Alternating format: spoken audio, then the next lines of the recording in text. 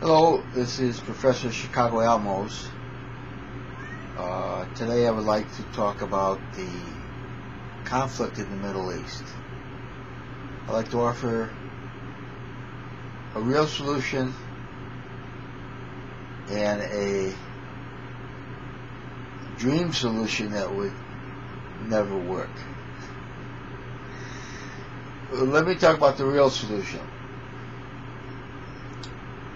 The Israelis and the Arabs have been fighting for years, and they don't seem to want to stop.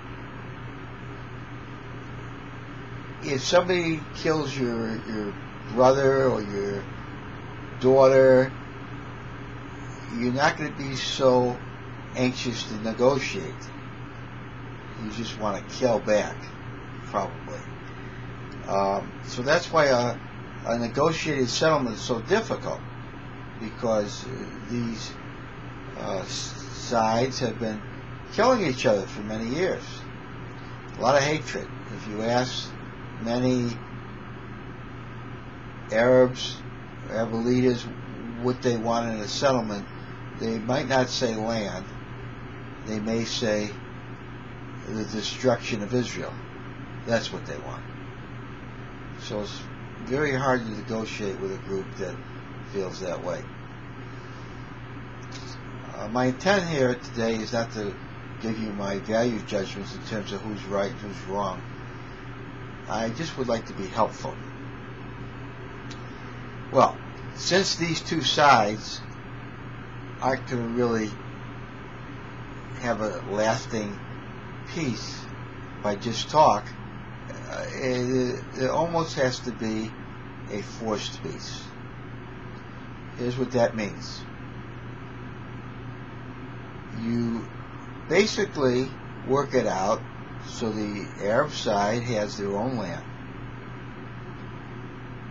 and there's a buffer zone which is controlled by perhaps the United Nations.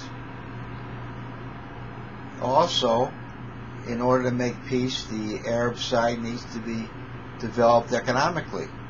So the United States and other countries, including Israel, should participate in helping develop the economy of the Arab nations, or the Palestinians. So this can only be done if you stop the weapons flow into, for example, the Gaza Strip. Egypt's going to have to cooperate with that, and Iran's going to have to cooperate. That would make it work better. So Iran is a different issue, really, even though it's related. It could work without the cooperation of Iran. So basically, that's the answer. Now, the ideal answer, which nobody would go for, would be to invite the Israeli population to move to the Nevada desert. We have a lot of land there. They can have some sort of, not a state, but some sort of relationship, like Puerto Rico, a protectorate, on United States soil. It would really make our country stronger. The Israelis are smart and generally and hardworking, and so they can bring the military with them. We don't care, they're our friends, and they could basically have their own country within a country. Now, there is an issue of the holy city, and I hope nobody takes this in a sacrilegious way. I have this is being said in somewhat tongue-in-cheek, and that, if the Israelis are in Nevada, then they can have a holy city hotel with a Wailing Wall. Nevada does that well. Las Vegas does that well. So the Israelis could get the experience of the Wailing Wall within one of the hotels. It's not the same. And I think that part of the problem with world peace is people are too dogmatic about their religion, and they're not open to just relating to one another. That's more important. So, again, I hope I didn't offend anybody by my suggestion. That's not the intent.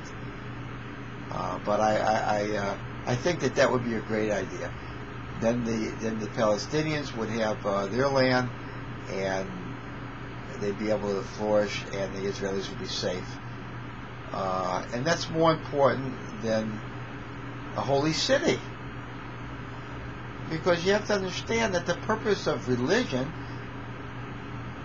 whatever the religion, is to help people. So if the religion causes people to be angry and to not do rational things for themselves, for the people who follow the religion, then maybe it should be rethought. Thank you very much.